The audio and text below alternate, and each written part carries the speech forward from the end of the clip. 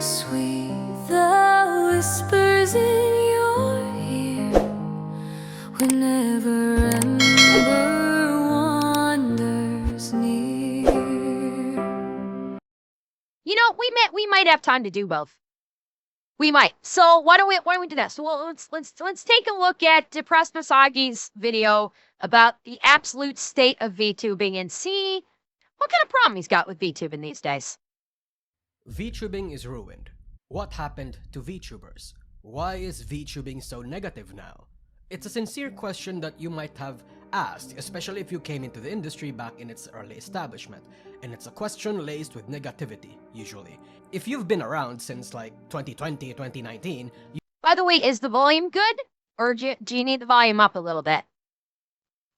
Like, the levels are looking meh, but the levels are looking okay, but can you hear it okay, or volume up a little bit? Because I can up the volume a little bit. Okay, a little bit? Yeah, I can do that. I can do that. That's not a problem. I'll up it to like 160.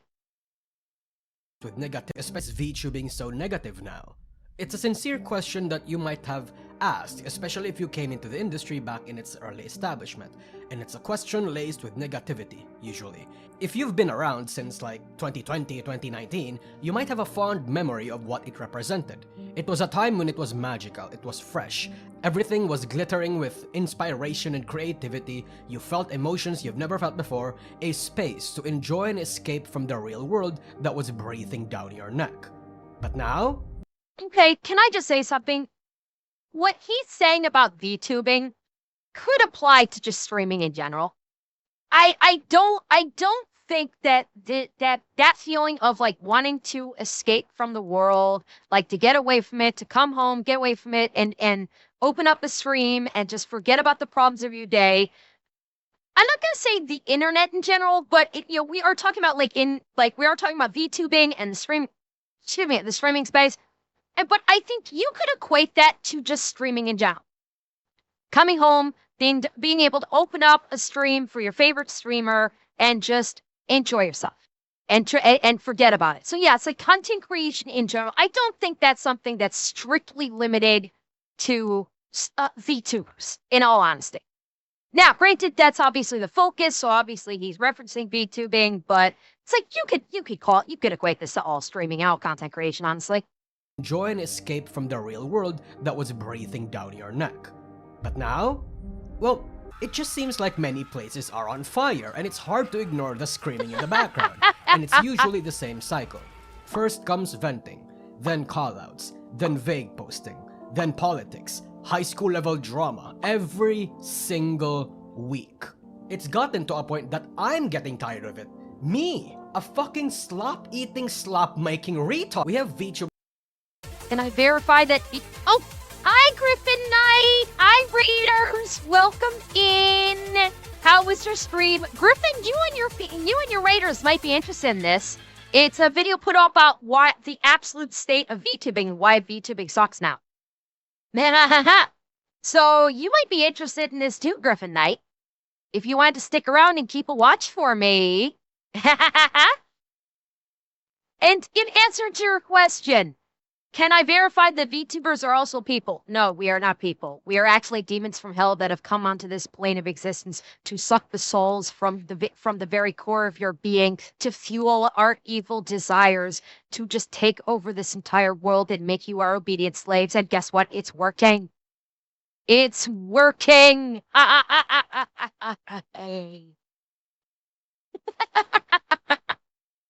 Tired of it. Me, a fucking slop-eating, slop-making retard. We have VTubers themselves reminiscing about the good times, pondering what happened.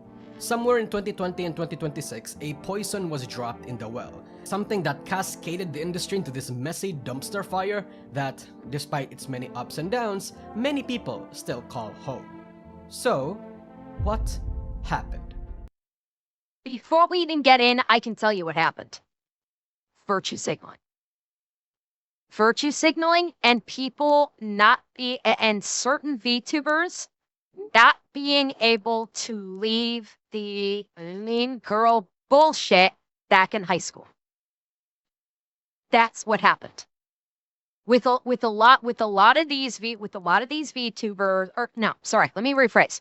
With certain VTubers in the VTubing space, they can't just let shit go. And certain VTubers can't let shit go, and they get stuck with the high school mean girls bullshit. That's with some segments of the VTubers. You have other VTubers that got into VTubing to push a narrative. Like, we know there are certain VTubers that absolutely push a political and ideological narrative. That's literally their only purpose for VTubing. Then you have VTubers that literally just VTube because they want to have fun. They might want to talk about some serious stuff, but they also want to have fun and just laugh and fuck around and be a moron. It's VTuber. It's effectively speaking, it's because VTubing has become so popular. It has segmented just like the entire rest of the streaming community. That's what happened. Is with between 2020 and 2026, when it really blew up, there have been so many people that have entered into the VTubing space. There's so many people that have become VTubers that by sheer volume alone of the number of VTubers in existence right now, there is a tribalism and a segmentation of these VTubers, of how they think, how they feel, how they conduct themselves, what their viewpoints are, what their politics are, and so on and so forth. So it's just, effectively speaking, VTubers have gone mainstream.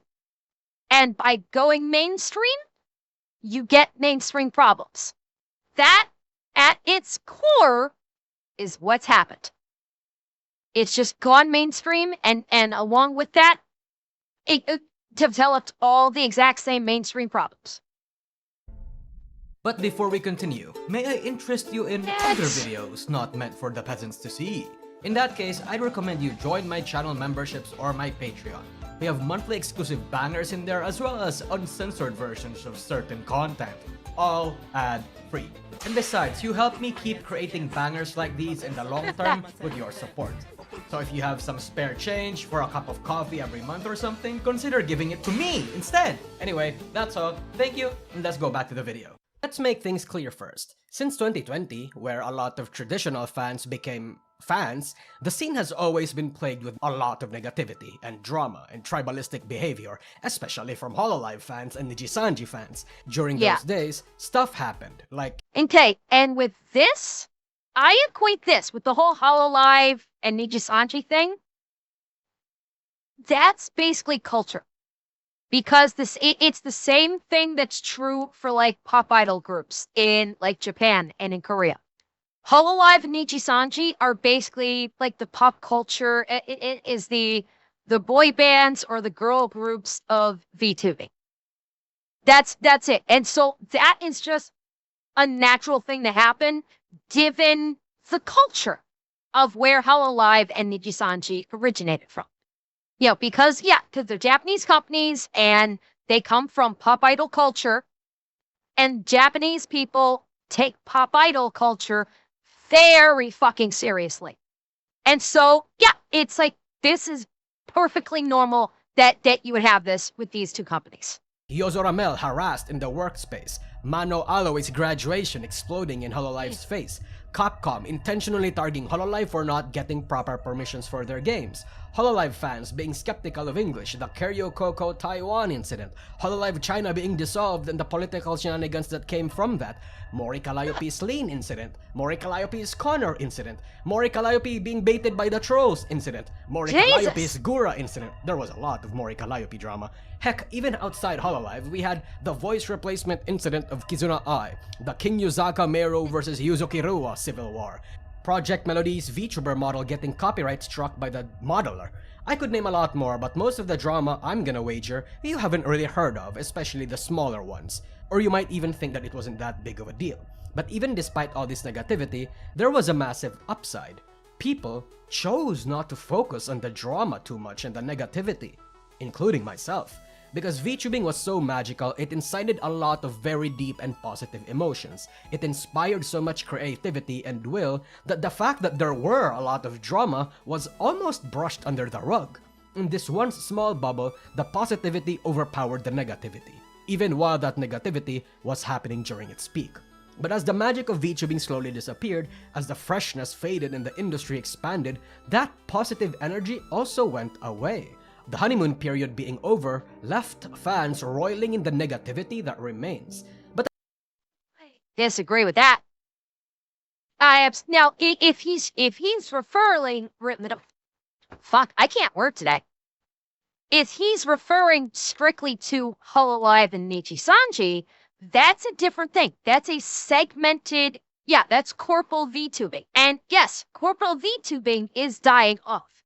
A lot of VTubers are realizing working for a excuse me, working for a corporation as a VTuber is a really fucking stupid idea. And when you're an indie, you have complete freedom and you can do whatever you want and make the stream fun and people will enjoy themselves. So this feels like he's strictly speaking in regards to the corporate VTubers, not the indie VTubers, which by and large, indie VTubers are without question the majority of VTubers. And by the way, when I say indie VTubers, I am also including those that are sponsored by Mythic, because Mythic is not a VTuber agency. Mythic only handles like brand deals and sponsorships. So like before anybody goes, well, what about all the big VTubers are with Mythic? That's not a corporate VTuber agency. It not in any way, shape, or form. So like there's honestly there's only like the concept of the corporate VTuber has really gone away. It's all, yeah, Alana's part of Mythic. Kirsche was a part of Mythic before they dropped her for unknown reasons. And heck, Mythic has more than just VTubers too. So it's the we saw and the corporate VTuber companies are dying off very quickly. Look at what happened to Shoujo. That is dead for all the most horrible reasons.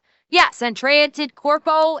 Zentrea, Mousy. Who else was with Shoujo? Trying to think what other big VTubers were with Shoujo before they tanked. Amelie, yeah, Amelie was with Nyaners, Henya, Kason, Silvervale. No, Nux wasn't. Well, Henya, which turned in, which was Saba. Sorry, Guargura turned into Saba. But yeah, it's like VTubers, generally speaking, always seem to be so much happier when they leave corporate. If they, like any corporal VTuber, the moment, like, hell, look at Doki. Doki was corporate, and then when she left corporate, she was like, it seems like she was so much happier when she went indie. She was, I forgot, I'm blanking on who Doki was when she was with the corporation. But when she she was like, towards the end, she was fucking miserable. And then she left, and we came back as Doki. I think she might have been Nichi. Yeah, she was selling. I'm sorry, she was selling. She was with Nichi Sanji. She was fucking miserable. And as soon as she graduated from Nichi Sanji and reclaimed her Doki, VTuber name, so much happier. And that seems to generally be the general consensus. Everybody that was a VTuber, that was with corporation, the moment they graduated from that corporation and rebranded as indie, you could immediately tell how much happier they were. And so in this respect, what I think he's referencing is just the corporate VTubers, not the VTubers in general. A few people might not see it that way, especially the newcomers. I hear a lot of opinions about why VTubing became the way that it is, whether or not they prefer it. VTubers focused so much on the streamer aspect rather than the character part. I interpreted this as a lot of newcomers focusing too much on the business rather than the fun, because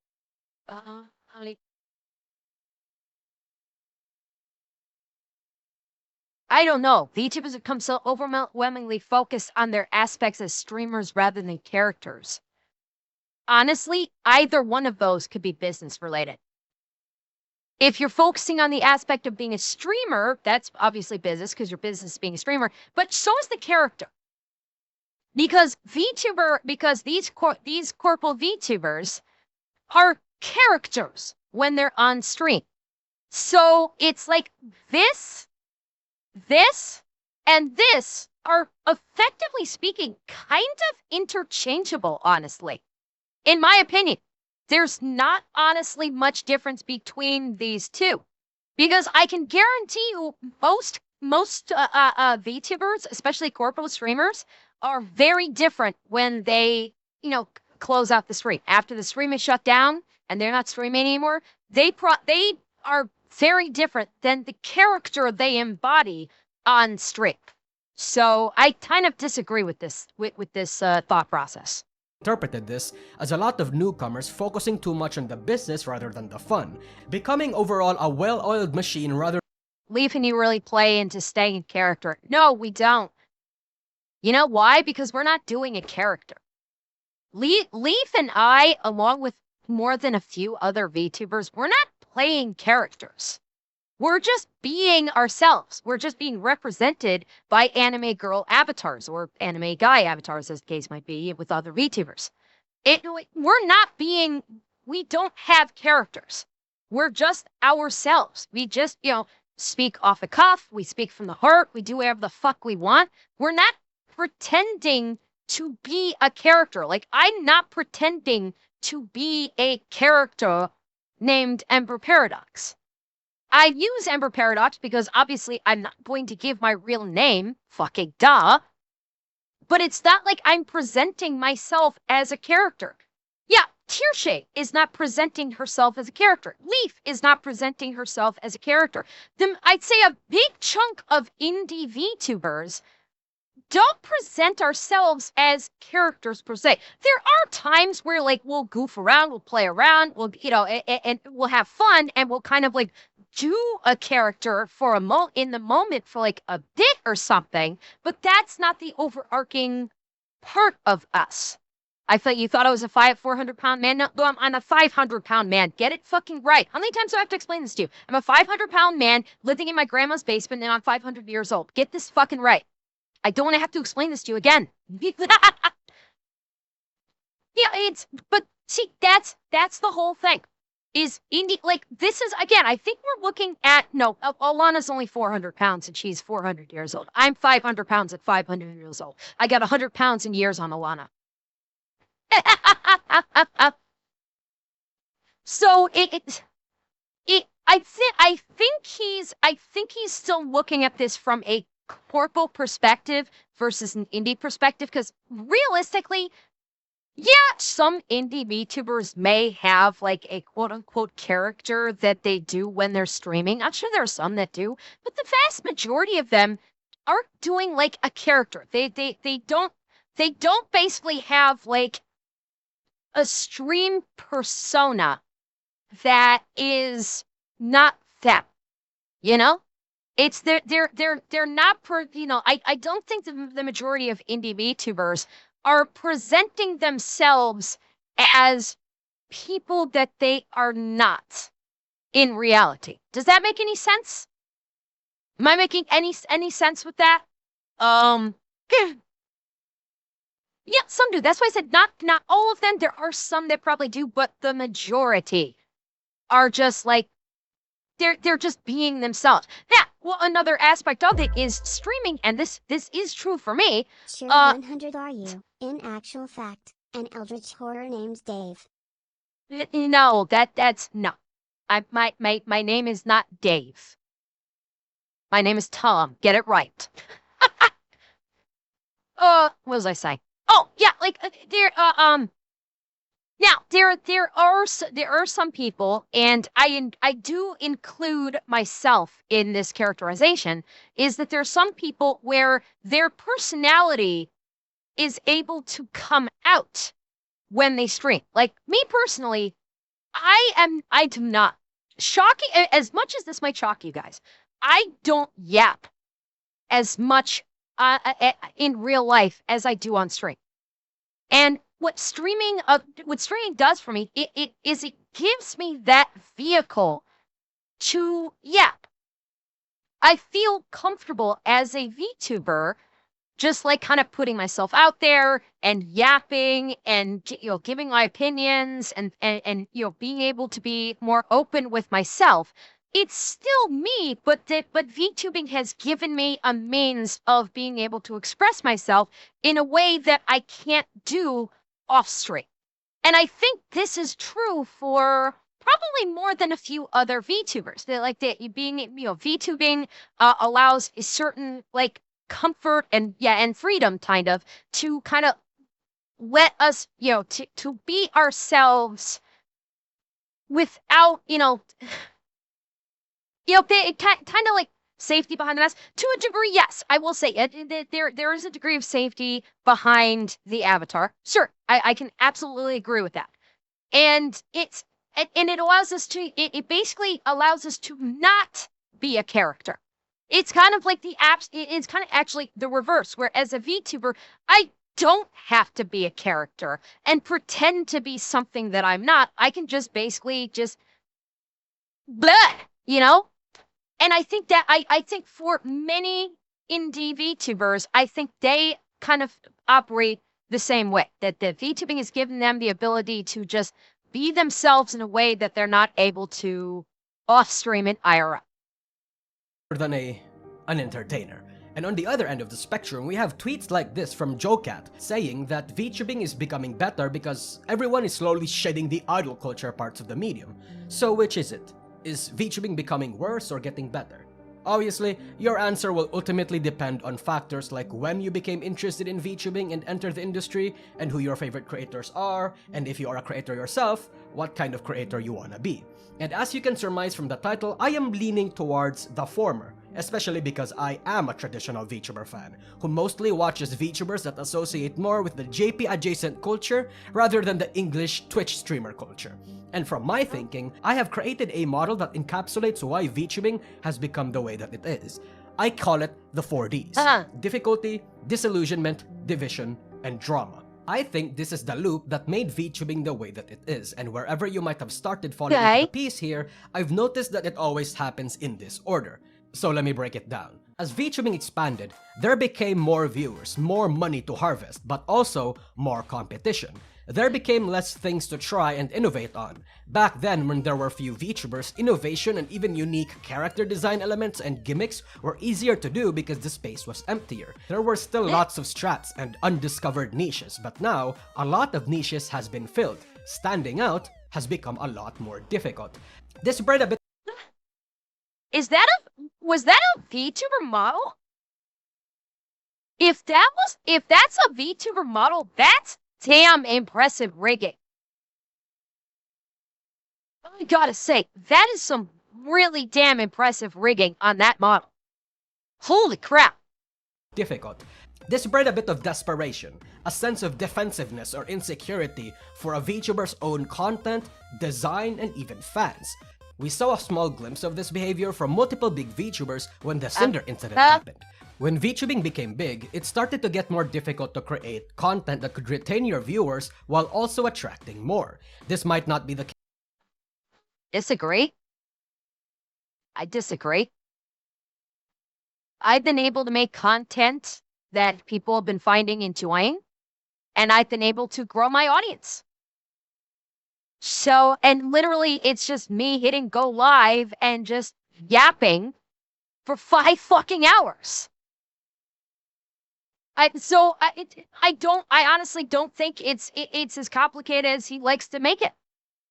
Legit, like, if you're going to go into VTubing thinking, oh, I need a hook. I need a hook to get people in, and you put your effort into doing this crazy hook and then sticking with it instead of just doing whatever. You think he's talking about just corpus? Well, he was showing Yumi and Mega, and they're not corporal VTubers. They're indies, like they're part of Mythic, but they're not, but that's it. They're not actually corporate VTubers. So I don't know if he's strictly talking about from the corpo side. I think he may be actually referring to indie as well. And the thing is I think, and I don't know if he's going to say this, but, and this is not strictly speaking just for VTubers as well, this is for all streaming, is how many VTubers get into VTubing with money foremost on their mind? Because in my opinion, getting into VTubing or streaming in general with the intention to make money straight off the bat, you're going to fail. Because that's not why you should start streaming, and that's not why you should start VTubing. You should start streaming and start VTubing because you want to have fun. Yeah, Mousy did it because of her disorder. So for Mousy, it was a means for her to be able to talk to people because she is a literal bubble girl. She can't leave her home because she has the immunodeficiency disorder, and she she's had just so much as a cold that could kill her. So for Mousy, it was just a means of just being able to talk to people, to be able to reach out to the outside world and just literally talk with people. Great reason, and it allowed her to basically become one of those popular VTubers in the world. But generally, yeah, she is getting better. I've seen a couple things that she is improving, which is wonderful.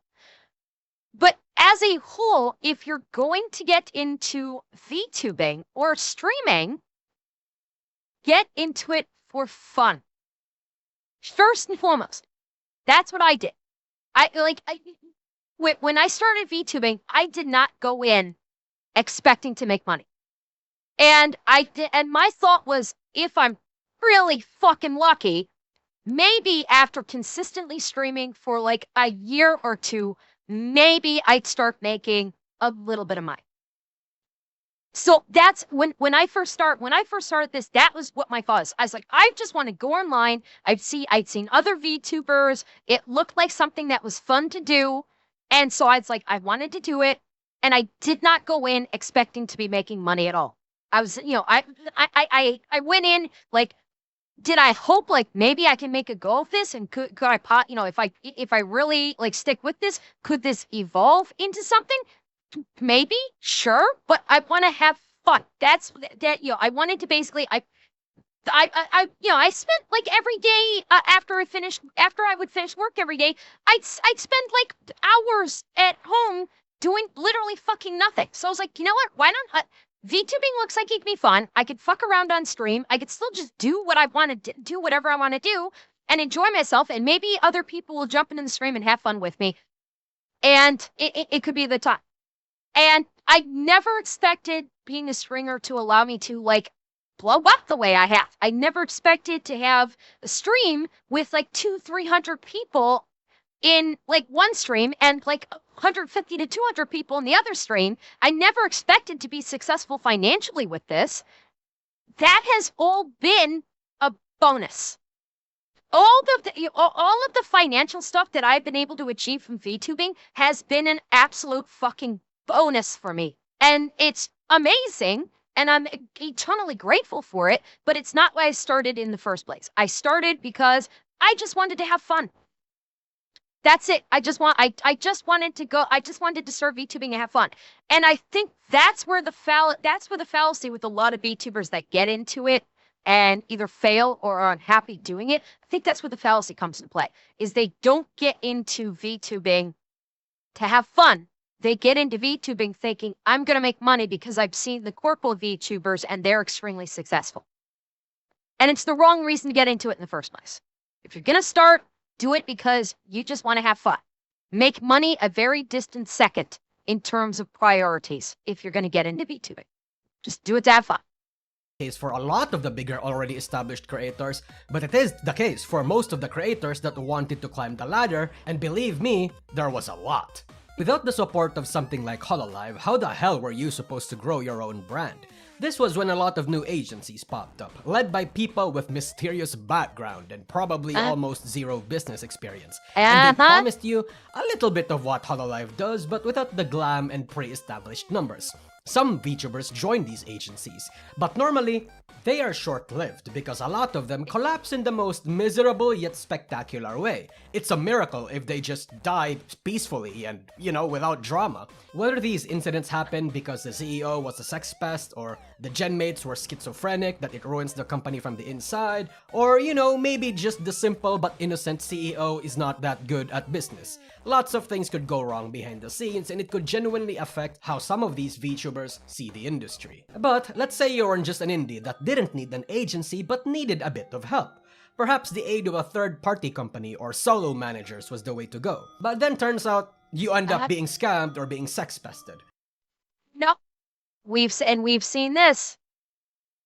We saw this happen to Amelie. We've seen it happen to Red and Straub. We've seen it happen to Celestium. Yeah, it's why I kind of it's why I've avoided getting with any agencies, any managers. I do it all myself. With my merch, if something happened and Uwu Market decided to drop me, would I be upset? Yeah, I'd be upset. But it wouldn't shatter me, because my whole thing with because my merch, I don't do it to make money. I do it as something to get back to you guys, so you guys can have basically a token or a piece of the stream to have with you in your homes when I'm not streaming. You can have the mouse pad, you can have a shirt, you can have a tumbler, you have a keychain, whatever. It's like I did the merch for you guys as something for you guys to have. And do I make a little bit of money on it? Yeah, I make a little bit of money from it. But it's not the reason why I got into merch in the first place. So it's like the whole thing with managers and agencies and these big merch things, like doing your own merch, like with Amelie here, with copium merch and stuff like that. It's why I avoid doing all of this. It's why I've kind of in respect to things like merch and agencies and stuff like that, it's why I've stayed very small. It's why I am my own person. I don't have a manager. I don't have an agency. Nothing like that. It's with merch. Okay, I've got my Uwu merch. That's fine. That's the only thing that I've got. It's why I don't do sponsorships, because I don't want anybody dictating to me how I'm going to do my stream. I don't want a sponsor telling me how to do my stream. I don't want a manager telling me how to do my stream. I don't want an agency telling me how to do my stream. I do what I want, when I want, and how I want it, and there isn't a fucking person that's going to tell me I can't do something.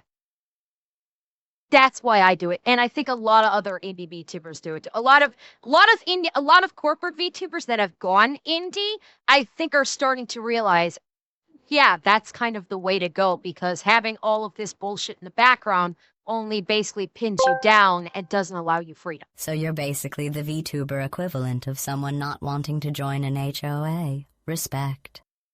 Basically, yeah. Effectively speaking, yes. I do what I want. Seems to be a common occurrence here for some reason. But when agencies and companies weren't enough, some people started to do interesting things. Without the support of an agency, the strat for a lot of VTubers was to be active on Twitter and engage with fans and nerd stuff before debuting themselves. At first, I didn't do that. I didn't jump onto Twitter until probably a few months into my streaming career. I think it was probably about 4 to 6 months into my streaming career when I was my stream was at I was starting to kind of pop off. When I hit partner on Twitch after 6 months, I think that's when I actually said, okay, I'll make a Twitter account. And I actually started posting on Twitter. Before then, I didn't even use it. Could have been 5 months. It was 5, 6 months, something like that. Before that, I didn't even use Twitter. I had okay, let me rephrase. I had a no, I actually didn't. I had a Twitter account before, but I never used it. Years ago, I created a Twitter account thinking okay, I'll use Twitter. And then I never ended up using it because I found no purpose to it. And then about 5 months into my Twitter account, or 5 months in my streaming, I decided, okay, I should probably get a Twitter account and like, have a presence on Twitter. But I didn't like do any of the I did none of that like pre-debut stuff. I literally just like popped onto the scene. Like no preamble, no announcement, no fanfare, nothing. It's just one day I just hit go live and I went live. Nobody knew I was coming. Nobody knew I was there. And for a good several weeks, I was only streaming to maybe 1 or 2 people, if that. Like, I don't know where the meta of you need to create a Twitter account with a pre-debut label on your name when you're planning to become a VTuber. Like, it doesn't seem to work out. Like, literally, it's completely unnecessary. If you want to be a VTuber, get yourself a model, do yourself a setup set up your OBS, set up your VTube studio, set up whatever accessory stuff you need to do for your stream, and then just hit go live and fucking go. You don't need this pre-debut bullshit on Twitter, because it's not going to generate the interest that you think it is. And a lot of times, especially with the state of Twitter right now, it could actually be a detriment to you. It's actually more beneficial for you to just go live with no fanfare, no preamble, no nothing, and just basically be an unknown on the scene instead of being a known on Twitter where people are there, where there's a far greater chance of people not liking you because Twitter has become so fucking polarized right now. So being a complete unknown is actually far more advantageous in this day and age, in my opinion. First, this was a success, with one of the more notable examples being Artemis of the Blue. But then some of these people started bitching and whining about the lack of success, instead of, actually streaming and putting effort and researching what they want to do. These permanent debut TBA creators... Wait, don't worry, you're not drugged for free. I'm going to pay you back with likes for my... What? This can't be fucking real. I'm going to pay you back with likes for my followers? This has got to be fake. This cannot seriously be a VTuber that told their artist, I'll pay you in exposure, not money. This cannot be fucking real. Would be called V-tweeters, and I mention them because a lot of the negativity and drama that happens in the industry is on Twitter and is... You think I'm gonna waste any of my time drawing your ugly ass bagel face after you insulted my art like that? No. Oh my god, small artists are all the same. There's a reason why you don't have much followers on a VTuber. Oh my fucking god. Are we really? Oh my, this cannot be fucking real. I refuse to believe this is, no, I shouldn't say that. I was gonna say, I refuse to believe that there's someone out there this stupid, but the reality is there are people out there that are literally this stupid. Oh my sweet fuck, this is so dumb. It's caused by V-tweeters, and tweets in general, regardless if they were V-tweeters or not. But some of them... What was that last one? Hang on. V-tweeters, and tweets in general, regardless... I will be terminating my VTubing activities effective today. I've had health complications, burning out of money, and I don't see the point in VTubing anymore. No one's going to help me financially. Thank you for staying till the end. Sincerely, Momo. What? See, this is someone who got into VTubing for the absolute wrong reasons. This is the prime example of it. I don't see the point in VTubing anymore if no one's going to help me financially. This is someone who got into VTubing thinking money first, fun second. They got it backwards. They got 100%. They completely got it backwards, and as the saying goes, that is why they failed. If they were V-tweeters or not. But some of them actually started grinding, and some would even implement a few less than ethical tactics. At first, it was relatively subtle, like copying design elements, sometimes intentionally to leech off of one of the popular ones, sometimes unintentionally. Not Wait, hey, hang on. What's the first one here? At first, it was relatively subtle, like copying design. Okay, so I'm guessing this is Powder, right? Is this Powder's like demon elf model right here on the left? Yeah, so who is this? Yeah, old school party, yeah. And who is this, I wonder? Here, okay, I'm gonna let him go through this, but I have a thought on this, so hang on a second. Design elements, sometimes intentionally to leech off of one of the popular ones, sometimes unintentionally. Not to leech, but because they found it to be a cool design gimmick or because they looked up to the VTuber, or sometimes two different minds just come up with the same design or gimmick at the same time. But then it started to Yeah, and that's like I've seen a lot of that, like oh, you're stealing him out, like the one with the VTuber that kind of looked like Shy Lily's model. It's like it's anime. Yes, there can be a lot of variety in anime, but there's going to be a lot of core elements in anime that do kind of play off one another. Like that whole thing with the VTuber that had a modeled sign that did bear a very strong, a pretty strong resemblance to like Shy Lily's feature. It's like it's going to happen. Do you have any idea how many people have said that my model looks like? I think would you guys say that my model looks like? What anime character did you guys say that always say that my model looks like? Is it Eris? I think. Yeah, Eris. Like, yeah, you guys always say that my model looks like Eris. Guess what? I've never seen the anime with Eris in it because I have no idea who she is. Like, did I take some inspiration from Anna? Yes. Like the hair, my bangs, my cross bangs in the front. I took inspiration for my cross bangs and for my red hair from Rias. I did. The red hair, because I love being a redhead, and the cross bangs. Yes, I took the inspiration from Rias, but she's far from the only anime character to have cross bangs on her brow. As you guys say, Eris is another one that looks like it. But like there are so many things, like there are so many different looks in anime. There is going to be overlap. No matter how hard you try, you will get overlap unless you are literally becoming completely different creatures. If you are a human if your VTuber model is human, or even like an elf, there's going to be crossover. It's inevitable. escalate.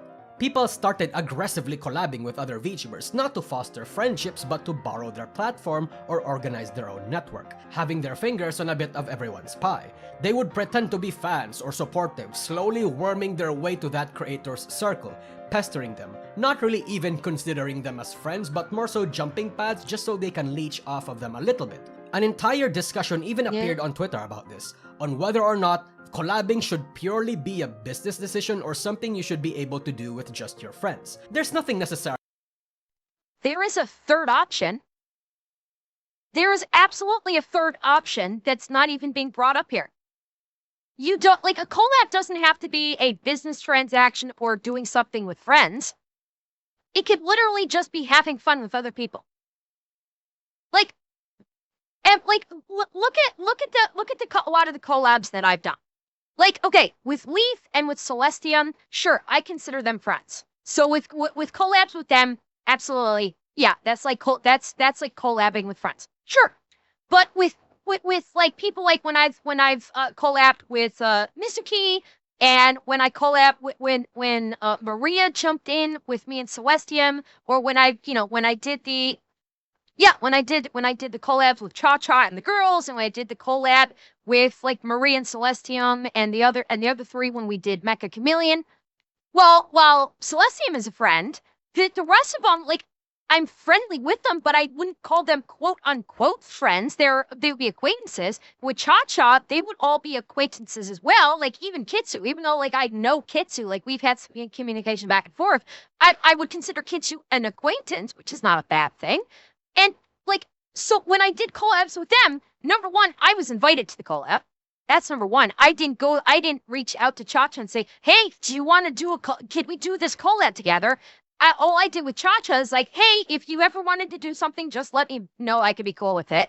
And she had already been working on doing a collab and said, yeah, I'm working on this. Come on in. And so like the collab with Cha Cha and Spit and Rosie and Cora and all the girls, like that wasn't a business transaction, nor was it a friend thing. It was just okay. There some were people that I hadn't even met before. It was just a bunch of VTubers that Cha Cha brought together just to have fun, and that's it. It was just a bunch of VTubers getting together that to just have fun. They're not friends. They're not business associates. It's just people just having fun. That's it. Like that is a perfectly legitimate option to okay. There's another VTuber that you have that you have seen. If you're a VTuber and you see another VTuber that plays a game that you like, and you're like, oh, that could be fun to play the game with this other VTuber, and you reach out and say, hey, I play this game too. Do you want to do a collab? We can just play. We can just fuck around in this game together and have a fun time. And that VTuber goes, yeah, sure. You're not friends. You're not business associates. You're not trying to leech off one another. You just want to have fun playing a game. So why not? Since you both have fun playing the same game, why not play it together and it could be even more fun? So I take issue with him completely leaving that completely valid and relevant third option in why a collab takes place. Wrong with that, but it does speak to the intentions of many VTubers and how they appear on stream. Because to a fan, how do we tell who are real friends versus who are just collabing to social climb and rub shoulders with bigger content creators? It got to a point that even big creators started complaining about how used they feel when they became victims of this. But VTuber wannabes who I mean, it's honestly like this is not a complicated metric. It's very easily. How do you know if if someone's you're fuck, I can't word today. Someone that you're collabing with is a friend or not? Simple. Do you chat with the person on a at least a semi-regular basis when you're not collaborating with them or when you're not setting up a collab? That's a pretty good way to make a determination if you're friends. Like, am I talking to every VTuber that I've collabed with? No, I'm not. Am I talking like at least semi-regularly with some of them? Yeah, semi-regularly. I'm just I'll have a chat with Celestium, or semi-regularly I might have a chat with Leaf. That's why I consider them friends. Is because on we chat off stream. Outside of collab, not like saying, hey, let's plan a collab. No, we chat about stuff and we bullshit about stuff. That's how you can tell if it's a friend. If your only conversation with another VTuber is about planning the next collab and that's all you're doing, that's not a friend. If you're just chatting with another VTuber about nothing just because you want to chat about something, that's a friend. Like, it's not a hard... People make it seem like this is such a fucking hard metric to pin down when it's really not. And the simple I think the simple reason for that is because in this space there's this projected mindset by some big content creators that there are no friends in content creation. There are certain people that have really pushed the narrative of there's no friends in content creation. Sorry, I call fucking bullshit on that. I do. Because I have friends in the streaming space. Not many. I only have a couple of friends, but I absolutely have friends. I do. Do I have people that when I talk with them, it's usually about facilitating the collab? Sure.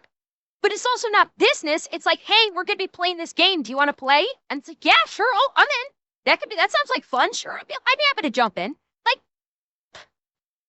I think it's trying, like the whole thing about, oh, there's no friends in streaming. I think that's trying to stir up drama for the sake of stirring up drama. And I think that's it's like this is coming from content creators that are big content creators.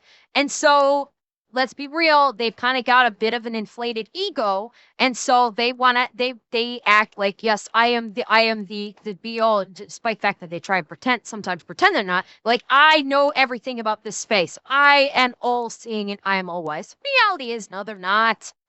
No, they're not, and they can have some absolute dog shit takes, and that's one of them, about there's no friendship, there's no friends in content creation. Sorry, I'm calling bullshit on that. I really am.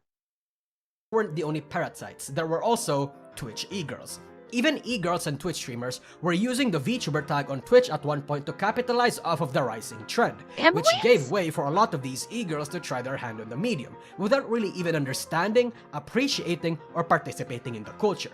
But if that wasn't enough, they'd repost memes, copy-paste and recycle engagement bait strats. And look, I respect it. I like reading through some of these trends and engagement baits myself, but some of them can get a little too weird for comfort. It could be vague posting about something, it could be a rage bait, it could be sympathy bait, or even virtue signaling. Sometimes they'd even join trends that are usually a guaranteed attention magnet like art raffles, or more notoriously, VTuber versus IRL, who started off innocent enough and still in line with the medium, but then they started to integrate actual flesh posting.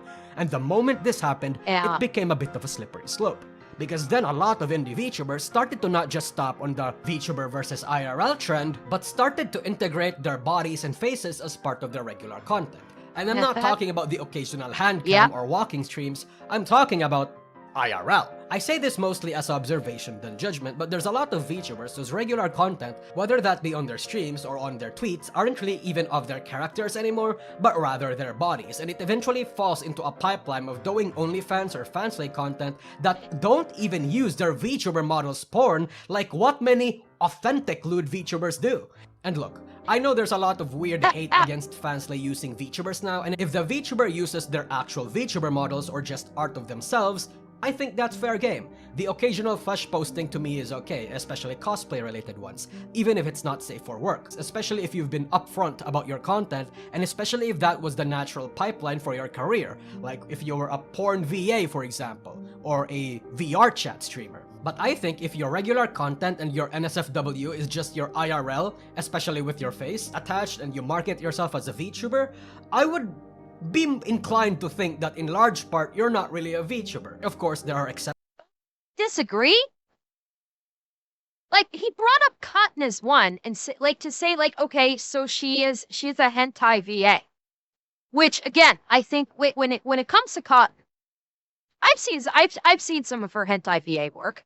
Yes, I like hentai. I'm pretty sure I've made this very clear. I love hentai. I think it's wonderful. Yes, I am a pervert. But I also very much appreciate that was yeah, I said that was Cotton. But at the same time, I think Cotton very much, like, she is a VTuber. Just because she does like other outside VA work where she's on hentai VA, but I think she's also done non-hentai VA. Remember when she did the VA for Naxor? When she did the voice work for what was that boss in Elden Ring? I can't remember the name of the boss, but she did the voice. She did some Melina of Mikola. She did the voice work for Maxor, and like that was non-hentai VA. And to this day, okay, this is slightly off topic. I think Cotton is a fantastic voice actress, and I really do hope that she is able to do more mainstream voice acting work, because she is, in my opinion, I think she is a fantastic voice actress. She is also, yes, she is an amazing singer. She is a very talented woman, and she is also a VTuber. Absolutely, I know about Cotton first and foremost as a VTuber. I found out about her voice work and her singing after I found out about her being a VTuber. I'm not ashamed of it. I love hentai. True. And it's he's trying to do this separation, which I think is unfair, because let's not forget, Amelie is also an IRL voice actor. Bao is also an IRL voice actor, but people think of them as VTubers first. So while yes, they do IRL stuff with like voice acting and whatnot, and Bao does IRL streams, she is still, they are still thought of first and foremost as VTubers. So I'm kind of disagreeing with them on this a bit. be inclined to think that in large part you're not really a VTuber. Of course, there are exceptions, especially when you're categorized as a live streamer who happens to have a VTuber model like Onigiri and Kayson, but it's hard not to think that way. And Squeeze The thing is, on. this trend is not exclusive to Western VTubing, as much as a lot of the whining traditional fans like to believe. Many indie JP VTubers actually exploit this as well. If you use the godforsaken site known as Twitter, you might have seen a lot of these. A lot of VTubers bouncing their tits and showing their full naked bodies, and it gets them lots of views. Goonbait is and always will be a tried and true method for catching the attention in the internet. But perhaps on a VTuber's last attempt to find viewers, some take on one of the bigger gambles. Hello, Starcat. Hello, Raiders. Welcome in. How was your stream? Did you have a lovely stream today? Oh? We are looking at a video about, apparently this person thinks that the state of VTubing is in terrible shape. So, kind of disagreeing with a few things that he said so far.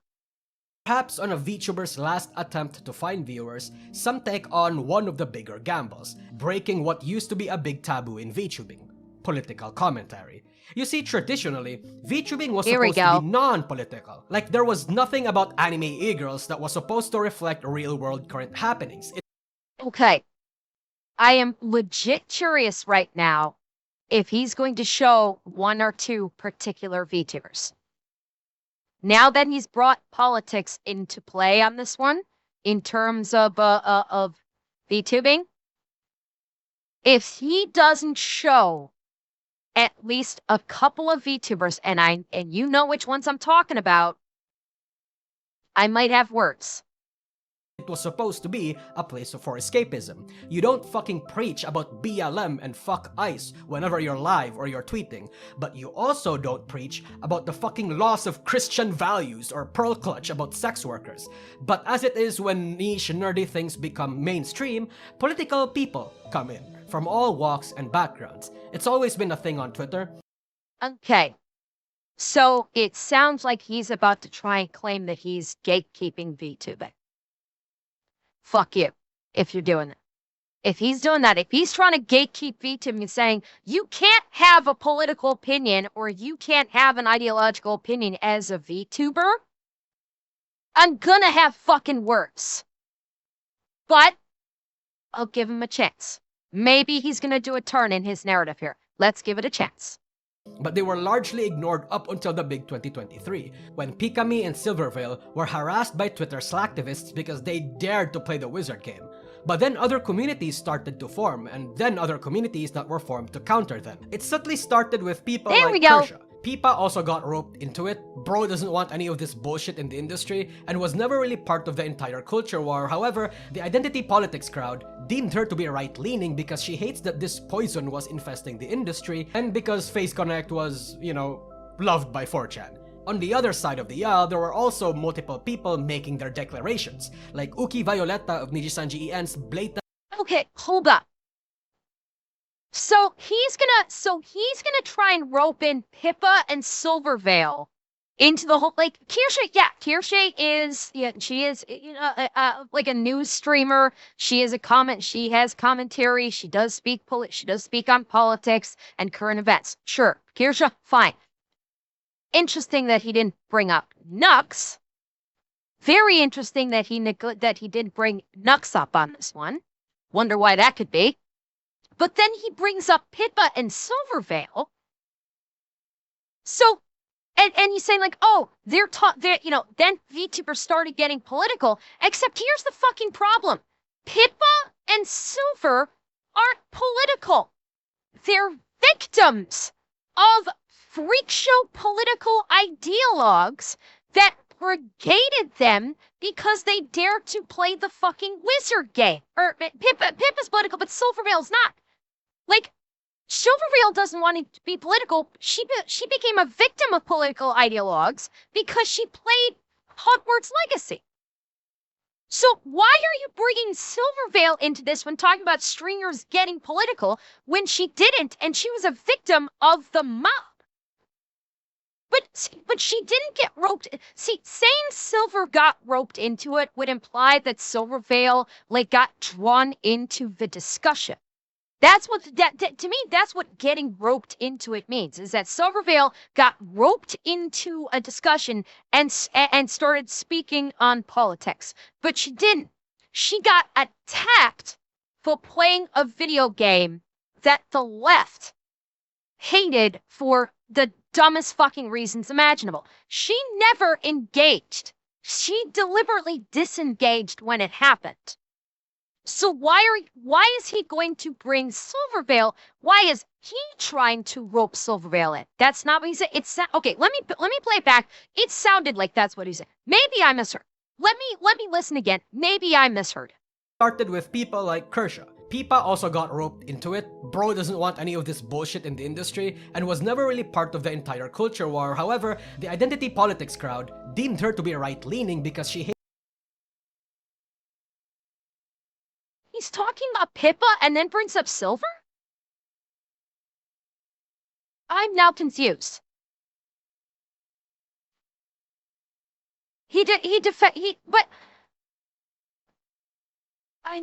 Okay, go back further. Okay, maybe I'm just getting confused up here. until the big 2023, when Pikami and Silvervale were harassed by Twitter slacktivists because they dared to play the wizard game.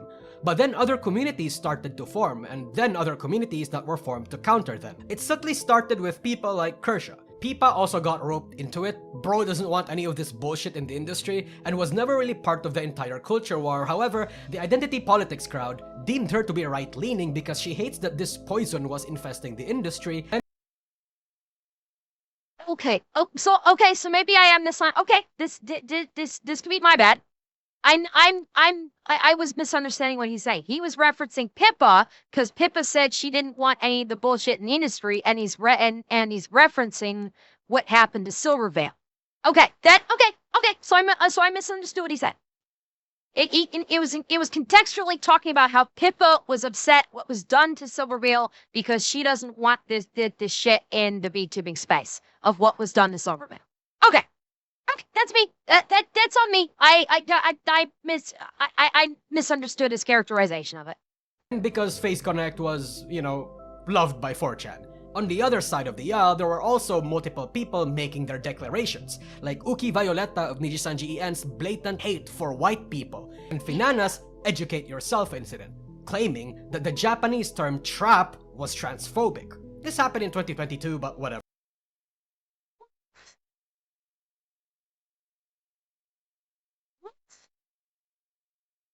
I'm gonna ban a word that has two definitions on my streams because it uses disrespectful slang to describe gender. What? I have never, ever heard trap being used as a term of disrespect. Yeah, and it does. Trap absolutely predates. Like, well, I don't know if it predate. Trap doesn't predate LGBT movement.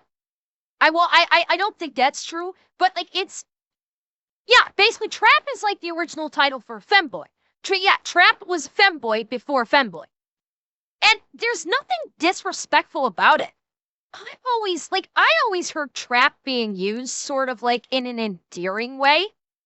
Like when someone was described as a trap, it wasn't to like insult them. It was it was used basically sort of as like a cute term or an endearing term to describe a femboy. That's it. So where the hell is she coming up with, oh, it's disrespectful slang? Where the fuck is she coming up with that? Traps are specifically cross-dressed and almost always straight. Yeah. Traps is one letter away from trans. Coincidence? I don't fucking know. I legit don't know. And most importantly, educate yourself. Perhaps maybe she needs to take her own fucking advice about educate yourself. Because again, I don't think I've never heard anyone use trap as an insult. Not once have I ever heard that. It has always been used as a term of affection, not insult. That the Japanese term trap was transphobic. This happened in 2022, but whatever.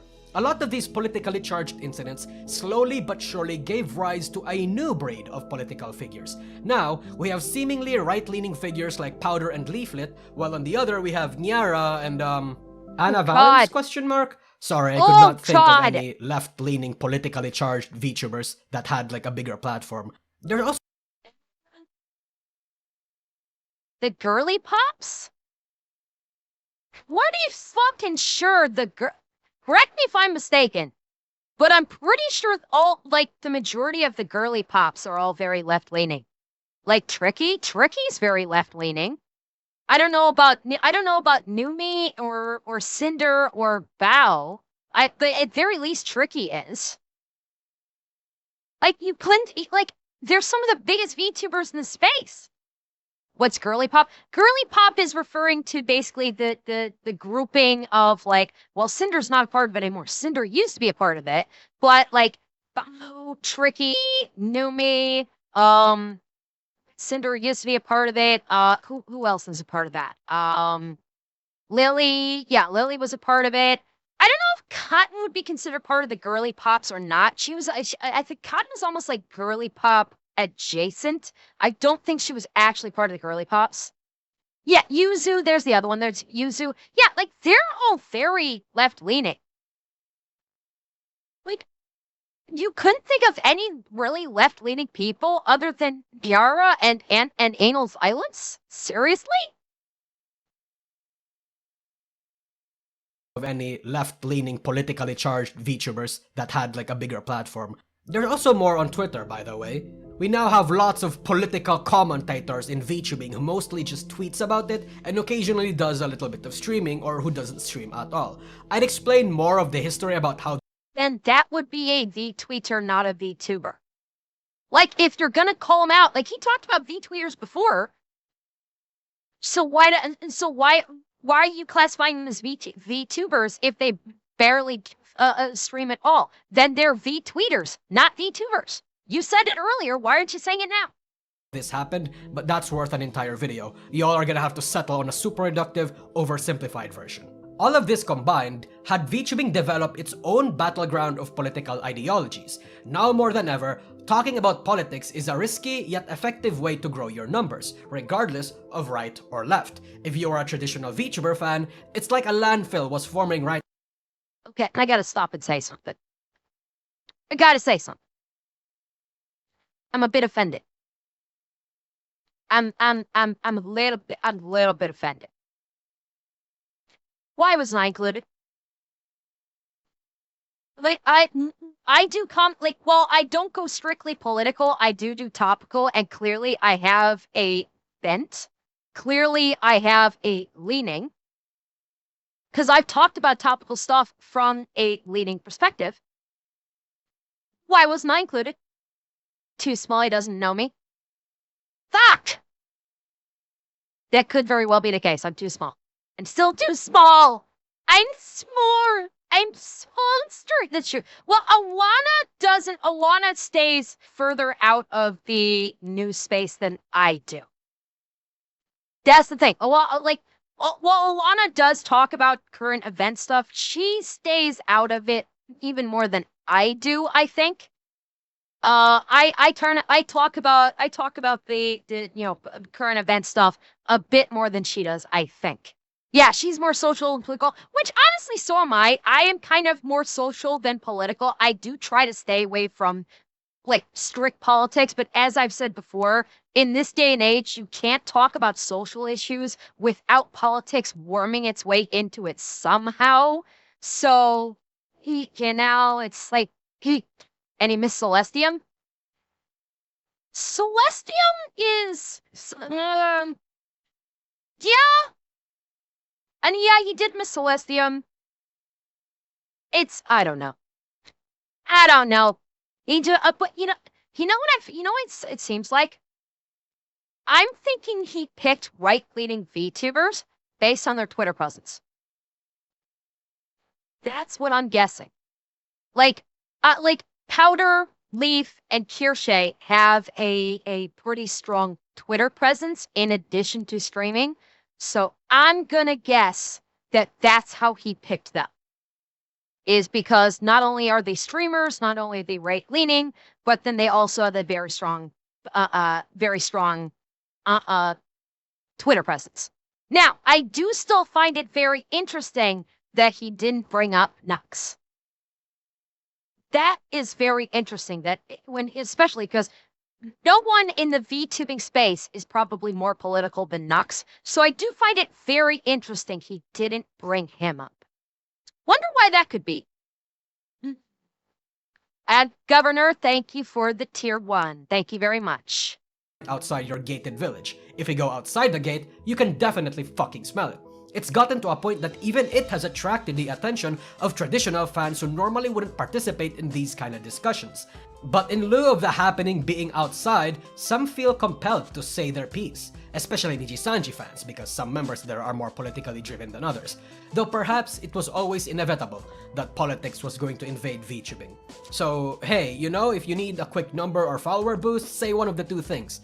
The N-word hard R and preach about Christianity or something, or that white people need to be— Okay, so he just said preach about Christianity, so why didn't he bring up Celestium there? Like, oh, they say the hard R or preach about Christianity. Okay, so why didn't he show Celestium or Maria? Like, they're probably two of the biggest like Christianity-based VTubers that I'm aware of. Celestium might not be big enough. Maybe, I don't know. Maybe he's only focusing on like the VTubers that have like thousands of their audience on a daily basis. Maybe. The N-word hard R and preach about Christianity or something, or that white people need to be cold and fuck the patriarchy, or something. But Nusagi, I hear you ask, what if I'm not North American and these politics don't apply to me? Tough luck. Pretend to be a Westoid, I guess, or maybe be racist towards Koreans and the Chinese instead. That usually works sometimes. All these strategies, from copying design, he didn't bring up Rev. Well, okay, he didn't bring. Okay, with Rev. So with Rev, it seems like he's focused on streamers, not broad stroke content creators in this respect. And up until recently, Rev wasn't streaming. Rev only started streaming again, what, like 2 months ago? Before then, he was strictly posting videos and not streaming. So maybe that's why he didn't bring up Rev. Participating in rampant engagement, sympathy, and rage bait, the leeching, the trend joining, the drama farming, we'll get into that later, and the political grifting all scream one point. Everyone wants attention. That everyone, and I mean everyone, is competing hard for the limited attention and eyes VTubing has. VTubing ultimately has a cap on the numbers of viewers. The biggest VTuber that we have that is yet to be surpassed was Gargura at 4 million subscribers. That is like less than 10 times smaller than the regular community. Okay, hold up.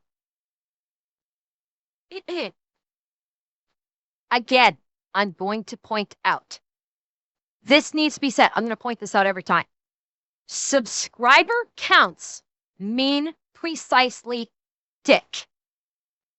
They are completely inconsequential metric. What matters in both with streaming and with YouTubing is your viewership. That is a decisive metric, not subscribers.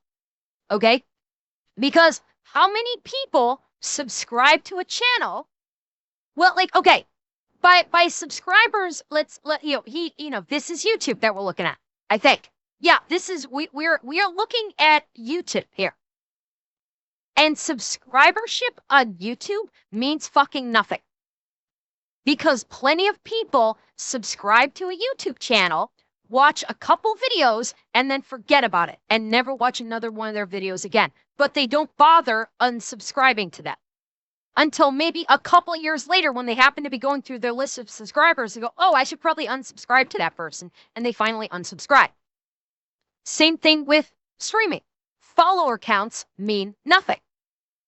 Followers means absolutely dick.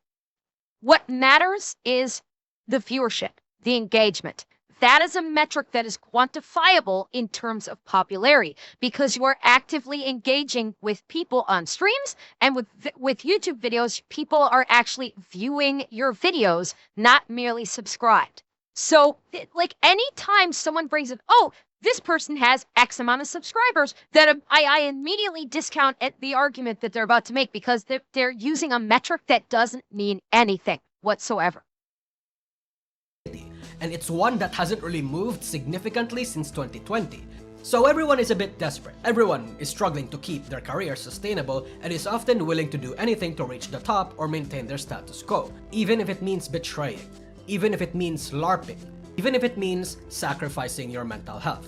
And because everyone is having a difficult time, it leads to the next D in our pipeline, disillusionment. For the VTuber side, after the usual agency experience of being abused or sex-pested or even bullied by your own genmates, it might be a little hard to trust people again. But what is even harder is if the people you used to work with, like your genmates, started to actually be successful and climb the ladder. You know some of these people. They are not good people. How the fuck are they being rewarded? Another case, what if the acquaintance or friend that you've trusted so much that you've exposed your heart to ends up betraying you after 1 or 2 disagreements? Hell, another would be if a third-party company that you hired to deal with your shit ended up scamming you. Maybe the fans you've lovingly cultivated decides to abandon you after you're no longer the shiniest girl in the block. Or worse, if you do GFE, turn into an auntie after they just try to dox you and discover that you had a partner, or if you did something that they did not like. What does any of this mean for a girl? Disillusionment. The magic is gone. Hey, hold on. Especially with the GFE thing, that's not disillusionment. If you're doing the GFE thing, which for those of you that don't know, GFE means girlfriend experience, you're not a that's not VTubing. Yeah, we're talking about like Gunpie. That's not like, there's no disillusionment there. It's you're literally conning your viewership or you're conning people out of money to give them, like, the girlfriend experience. Girlfriend experience where basically, like, a VTuber, will basically, like with the Gunpie thing, it's like you pay the VTuber or you pay the content creator in question, and they will like message back and forth with you like they're your girlfriend. They'll call you honey. It's like, oh honey, you're so wonderful. Oh, tell me about all your problems. Oh sweetie, it'll be okay. And they basically pretend to be your girlfriend to the extent that they might even like sext with you or even send you like dirty photos as long as you pay them. Yeah, it's simping in the most toxic way. That's an excellent way to describe it. Absolutely. But that's not VTubing. That's like to basically equate that to VTubing is, yeah, I don't fucking think so on that one. And then what was the other options he said? You're the shiniest girl in the block. Or worse, if you do okay, the whole thing like, oh, you're not the shiniest girl in the block. You know what? That's a life cycle of VTuber is there may come a point where you get boring. There's no easy way to say. At some point, some people that watch your streams may get bored. It happens. There is a life cycle with entertainment, and eventually people that get bored, they will move on.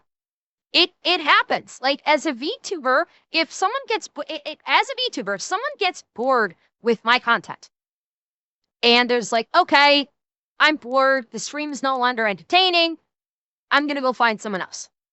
And I lose a viewer or I lose multiple viewers.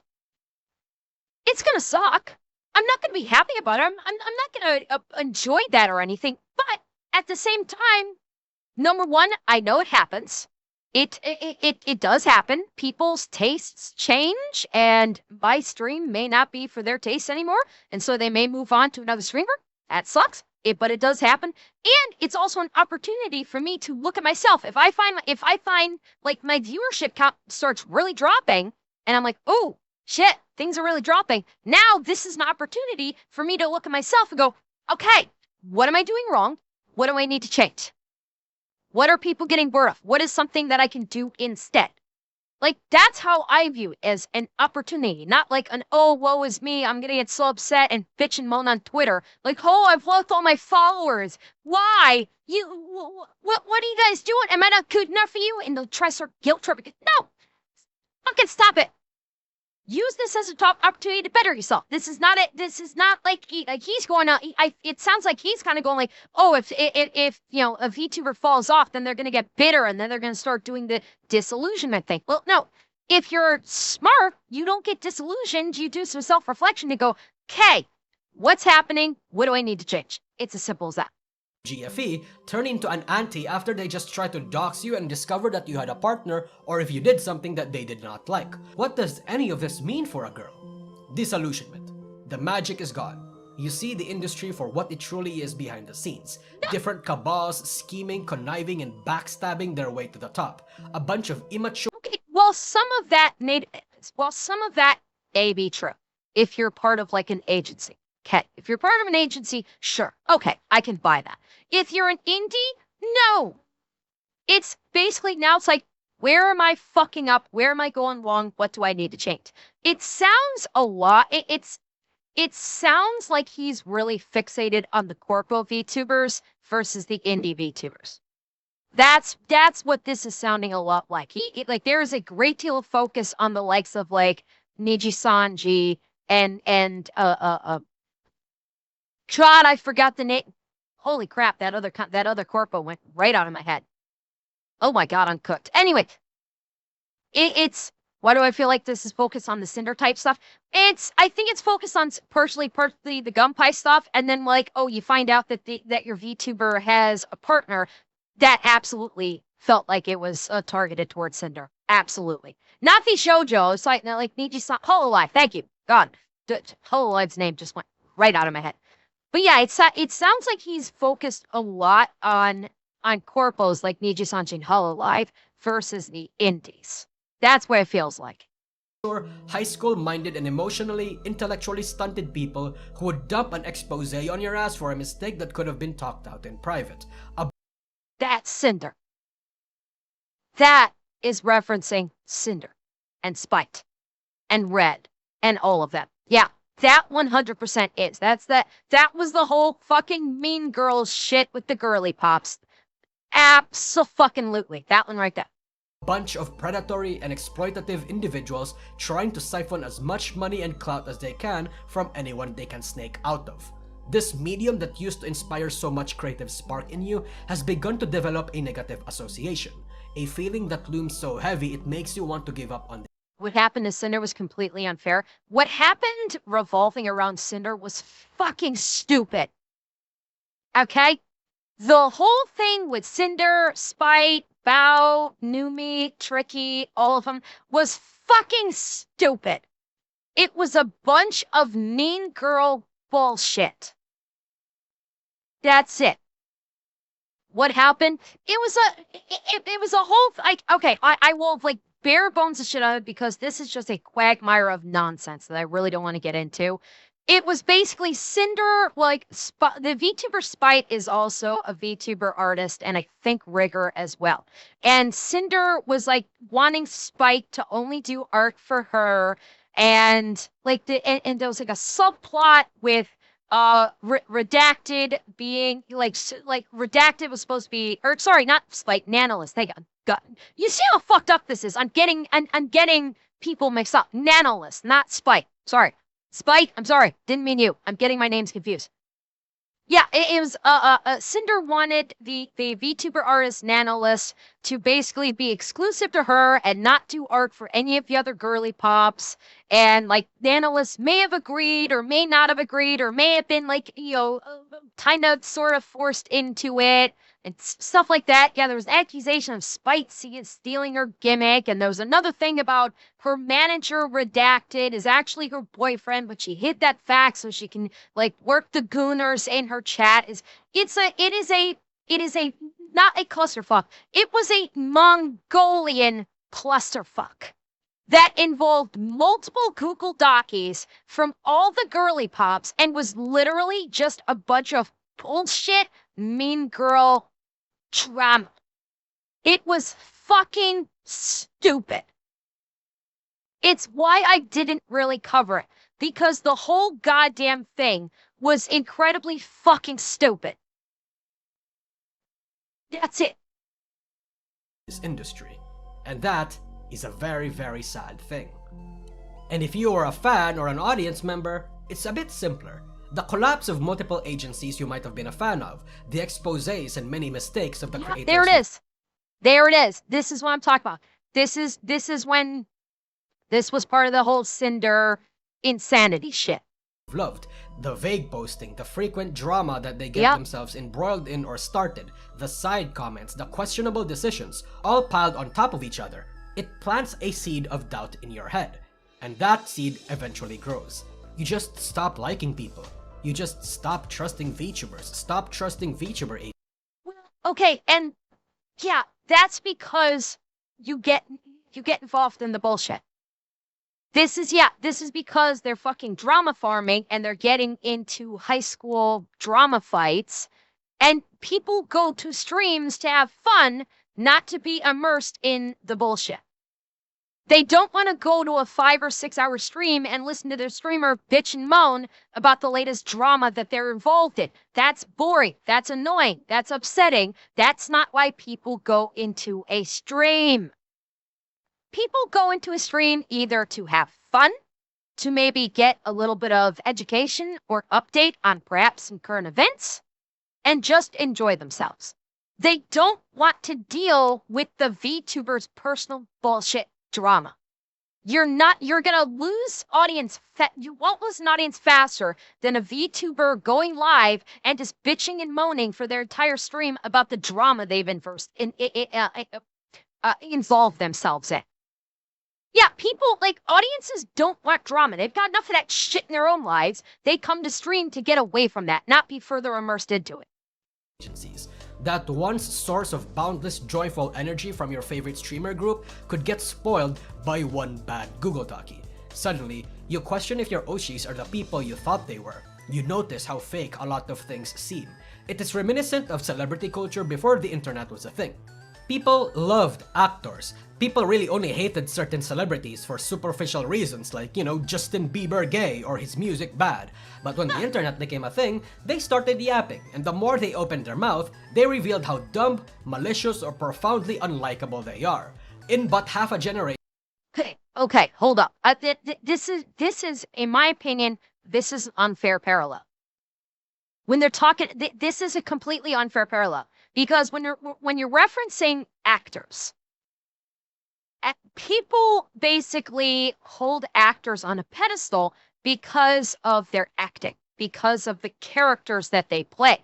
The problem they run into is when they basically reveal themselves as human beings. Because the truth is, the majority of people out there don't view actors as humans. They view actors as the characters that they play.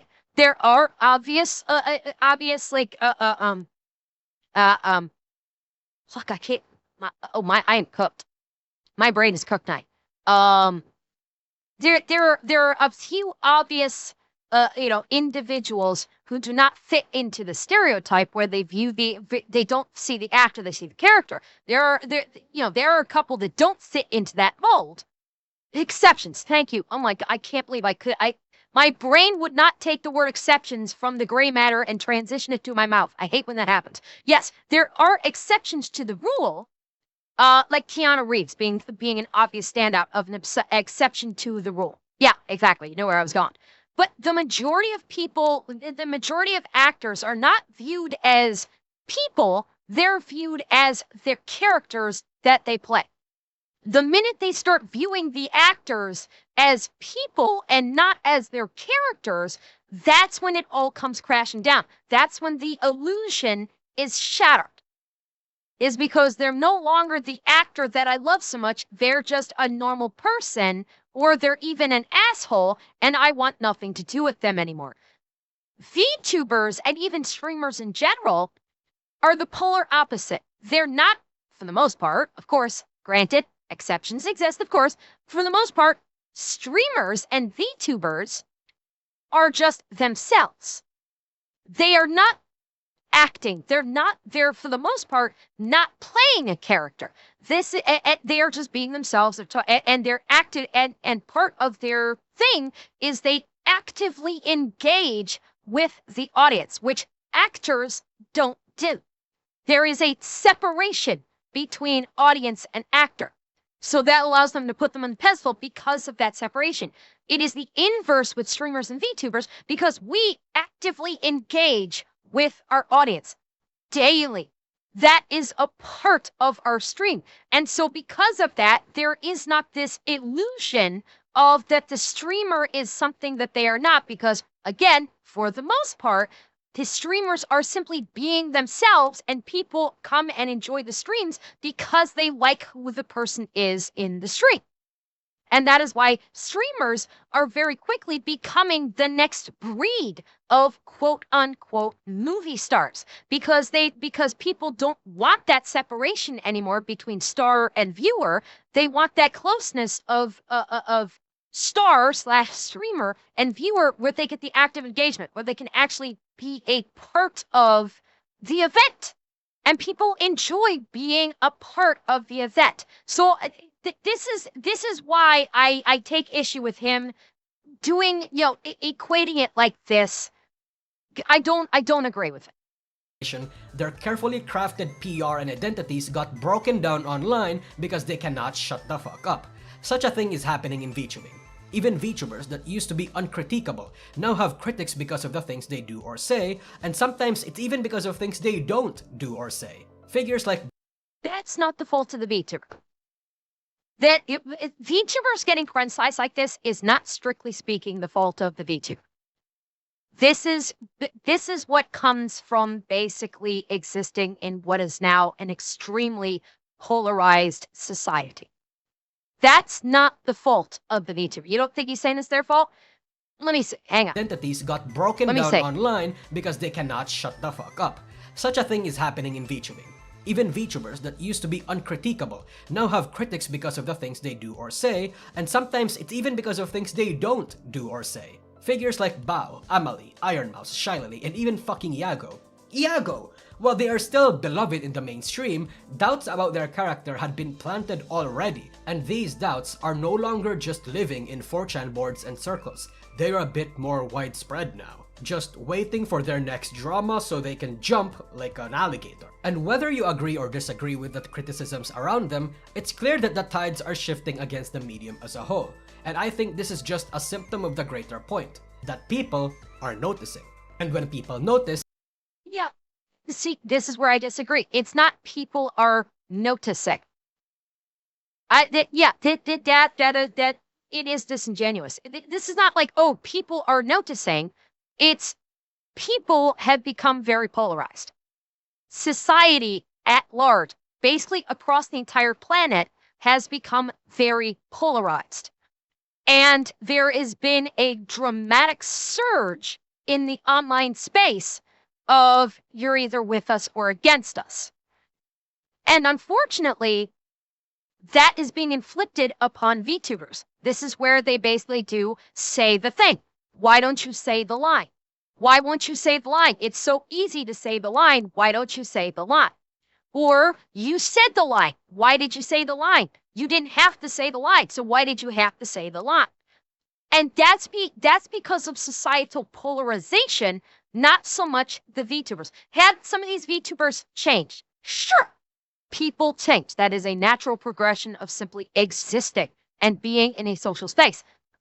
But I think it's more that the viewership has changed because the viewership has become a great deal more polarized in modern society. And they are inflicting it on the VTuber. They're adding the VTuber as yet another target that they can do this to. They're not satisfied with just reeing on Twitter. Now, yeah, because VTubers are more mainstream, they have become prime targets because most VTubers I'd say a lot of VTubers engage with their audiences more than your average IRL streamer. Obvious exceptions, of course, but VTubers, generally speaking, engage with their audiences more. And that has made them a much bigger target for these polarized audiences to attack for either saying something they don't like or not saying something that they do like. And so I disagree with like, oh, audiences are noticing that. No, I don't think so. I think the social zeitgeist of the audience, generally speaking, has changed. That is what has changed. they do one of two things: step back or double down. Those that aren't unemployed or do actually touch grass prefer to step back. But because these are VTuber fans that are dedicated and parasocial to their favorites, and because these are VTubers that need their platforms to be alive, most industry members opt to actually double down. Thus, the next D happens: division. Every VTuber wants to grow, no matter fucking what. Everyone wants the industry to improve and expand, but everyone sees how to do it differently. Old school traditional VTubers and fans prefer to keep it as it is when they joined, character-driven, dismissive of drama, a space truly and purely for weebs and losers, light-hearted. Usually, these are your Hololive and small agency fans, and VTuber fans who's been around since 2020 or 2021. Anyone that's adjacent to the JP side of the industry, really.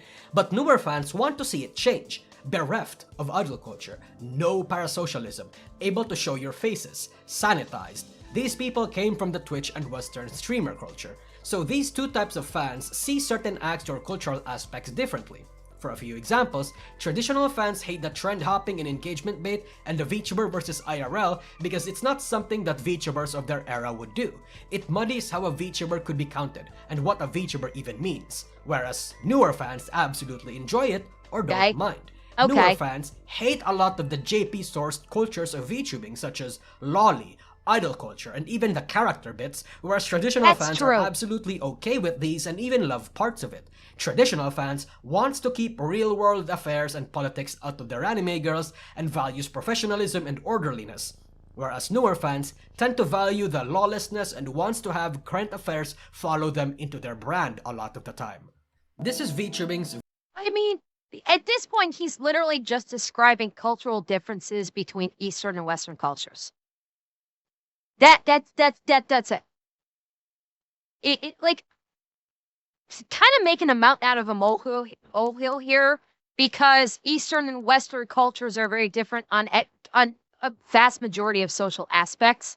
So there's no need to like distill it down into just like this is what's going on with VTubers. Although maybe I don't know, maybe he's actually using that, like saying like the wide, you know, the cultural differences is intruding into the VTuber space, and maybe that's what's causing this. Maybe that's what he's saying.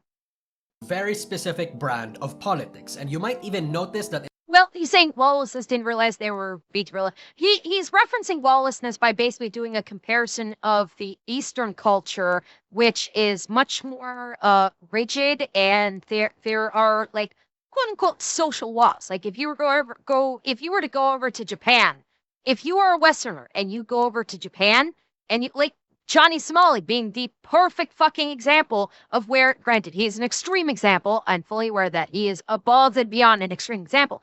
But like if you are a Westerner and you go over to Japan and you continue to act like a Westerner where you're loud, you're boisterous, you kind of like you're laughing all the time, you're making lots of noise, you're playing loud music everywhere. That is very much against the social norms of the East, like in Japan. And that is kind of what their view is lawlessness. Like there are very specific social and cultural standards that Eastern cultures adhere to quite rigidly. And when they see the behaviors of Western cultures, they view that as quote unquote lawlessness because it violates their social laws, effectively speaking.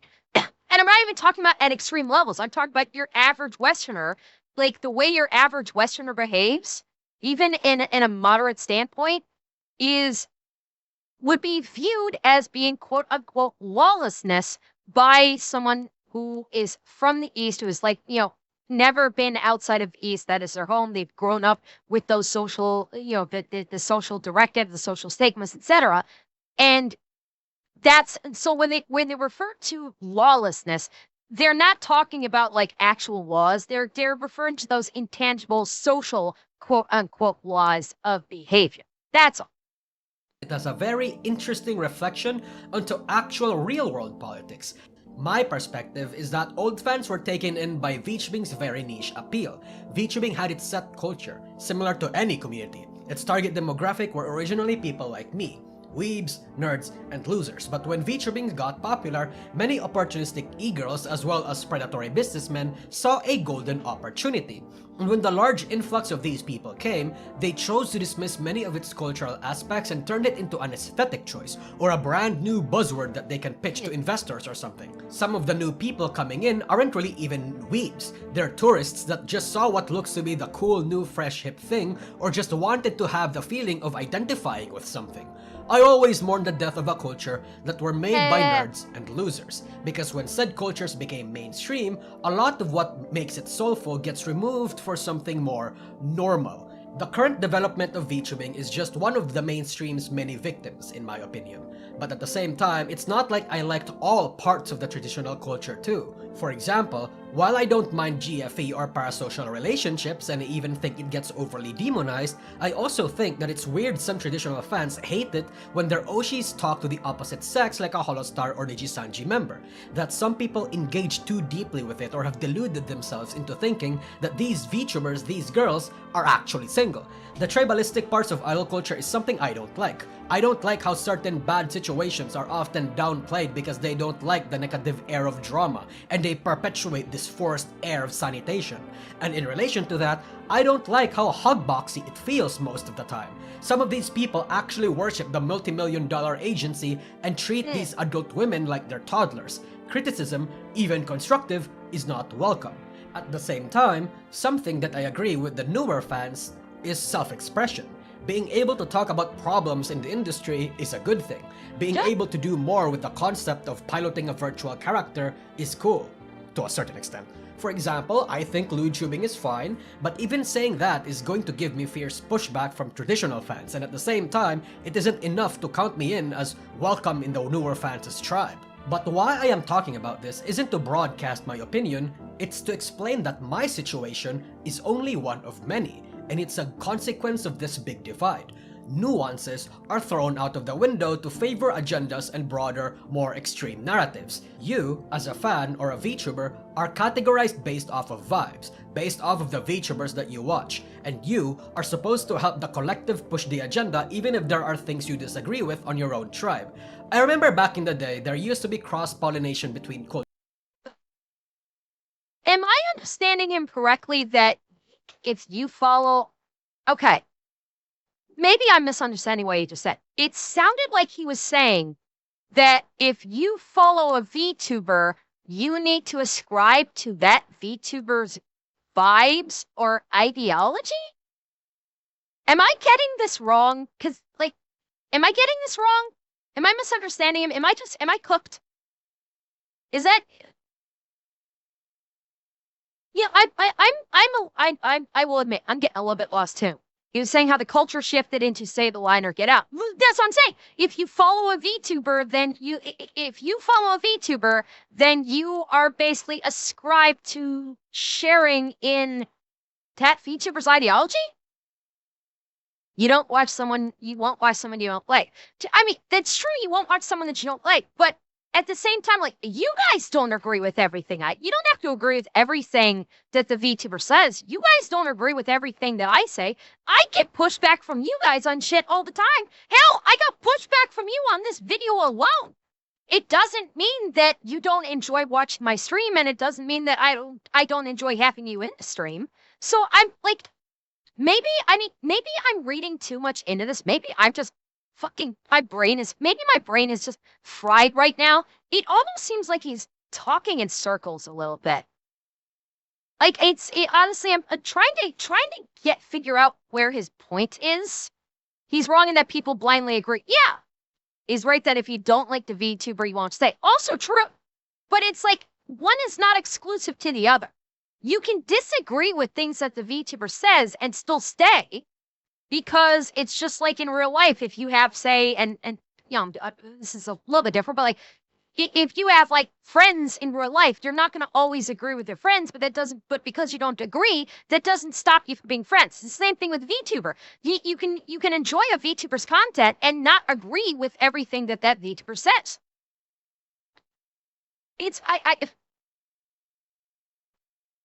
I don't know. I don't know. I mean, maybe I'm just cooked, but at this point, it almost feels like he's kind of talking himself in circles. Hollow and Twitch VTuber fans, for example, were like curious and generally welcoming citizens that wanted to meet with each other and see the sides of their nations. It used to be a big deal, and an entire event even, when a Hololive member would collab with a VShojo member or a Nijisanji EN member. For example, doing Okay. I think I know why I'm getting so confused by him. I think he's fixated on the corpo side. That's why I think I'm getting so fucking confused. I think he is absolutely fixated on the corpo VTubers. He's mentioned the indie VTubers, but his focus is on them and basically their internal politics, I think. And that's what he's talking about. And that's why a lot of it's probably why I'm probably doing this for a lot of it and not understanding what he's talking about, because I'm not a corporate VTuber.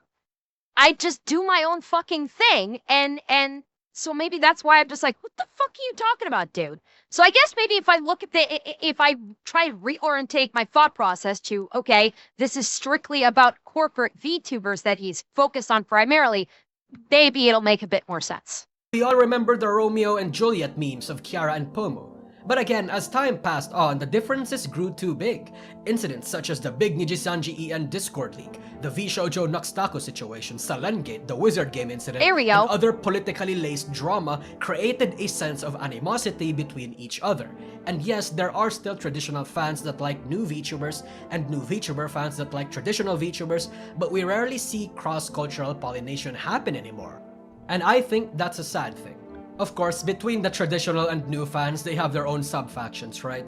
Incidents like the Cinderdoki drew circles in the indie sphere, how that fandom doesn't even know if they should like Filian or not. The Holostars Axin and Sameko Sabadrot also tore divide in the traditional group. Both are not as unified as you might think. I could draw a map of these groups of people, as well as their factions, but that would require me to go full autist mode and speculate like a motherfucker. Maybe I'll do that in another video or something. As a whole, these frequent clashes, these attempts to gain popularity, the disillusioned people who see the industry for what it is, culminate in the last D: drama. Aside from political grifting, engagement baiting, copycatting, virtue signaling, aesthetic stealing, and goonerism, there is also drama farming. Now obviously, I'm part of this. Which, by the way, drama farming also includes all of these. These things are not necessarily separate. Whoopsie. Oh, that. Goonerism, there is also drama. Yeah, those things are not necessarily exclusive outside of drama farming. Very often, they are included in drama farming. Now obviously, I'm part of this problem. I've been making videos about Vtubing since late 2021, and I originally didn't start covering drama a lot. I was broadly focused towards commentary and recalling events, but during the big 2024, I pivoted somewhat. And now I stream at least once a week talking about the drama that happens in the industry, and I upload highlights and clips onto my second channel. I have a passion for autistically talking about issues, events, and wider topics about VTubing as a culture and medium. That's what my main channel is for. But me doing drama was a natural step in the pipeline. And the thing is, it's successful. In fact, it is so fucking successful that sometimes even my highlights channel actually beats my main channel in terms of monthly viewership. But the thing is, I'm not the only one that did this, especially in 2024 and 2025. In fact, I would like to think I'm one of the slower ones. Kyo and False ID are gone, and some of the drama-hating parts of the industry celebrated that, but the thing is, they left a massive gap in the market. People that were worse or better were eventually going to replace them, and that gap, that demand, was filled in by creators like Kazahana and Lydia, fucking even Katliente to a certain extent. And that's only on the YouTube side of things. The drama coverage and discussion on the Twitter side is inarguably 100 times worse. On Twitter, it's not just drama and news tubers that talks about news and drama, it's fucking everyone. Everyone has something to say about current event. So in VTubing, whenever something bad happens and if you're on the goddamn site, you're going to know or hear about it one way or another. And the sheer number of people drama peddling makes the negative air around the industry thicker. So much so that 1 week without major drama is actually a godsend. VTuber fans can actually breathe for a bit and I actually get to watch some streams. Blocking There's honestly a very simple way to avoid this fucking drama. If you don't want to see the drama on Twitter, then put the tab on following and not trending. Like this, like, oh, there's so much drama, people get sick of it. Yeah, then don't go on the trending tab. Only follow people that don't do fucking drama and keep it on following. Or, yeah, get the fuck off of X and go touch some fucking grass. You don't have to be on Twitter 24 hours a fucking day. people like me, is it really even enough to stop drama from appearing in your timeline at this point? Again, you will hear about drama one way or another. Your timeline might even get full of it, and it's only a matter of time and topic that you will eventually participate in it as well. The main point of this particular D, the core of it, is that negativity sells. Agenda posting. That's true. Publicly throwing shade at people you don't like but did nothing to you. Creating Google Docies for the most nothing burger issues. Ignoring Okay, I'm going to disagree about the Google Docy part. I think people are sick of Google Docies. Legitimately, I think people are fucking done with the Google Docy bullshit. They've gotten burnt. Like, the Cinder drama burned people out on Google Docies. Nobody gives a fuck about them anymore. When that happened, everybody was like, when people like thrown up Google Docies on Twitter, people like, I don't fucking care. This is they've been burned, and they're like, this is gonna be more stupid shit, and I don't want to deal with it.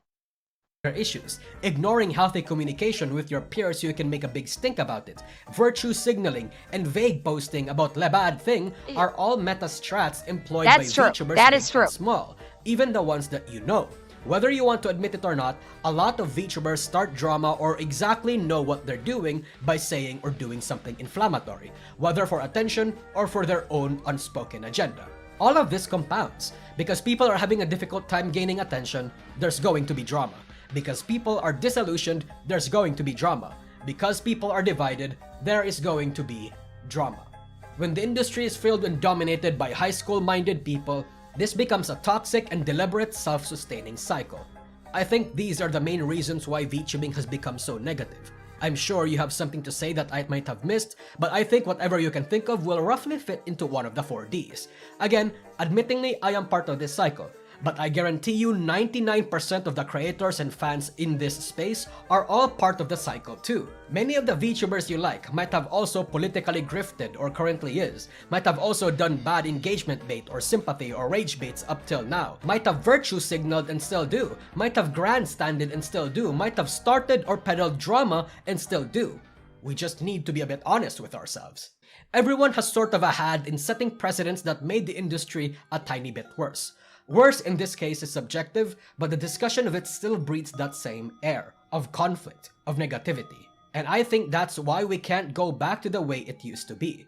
We were just so optimistic and captured by the magical nature of VTubing, now we don't have that figurative anesthesia anymore. However, even if that's the case, there is still a way to engage in VTubing that might preserve a little bit of that magic if it's still on your person.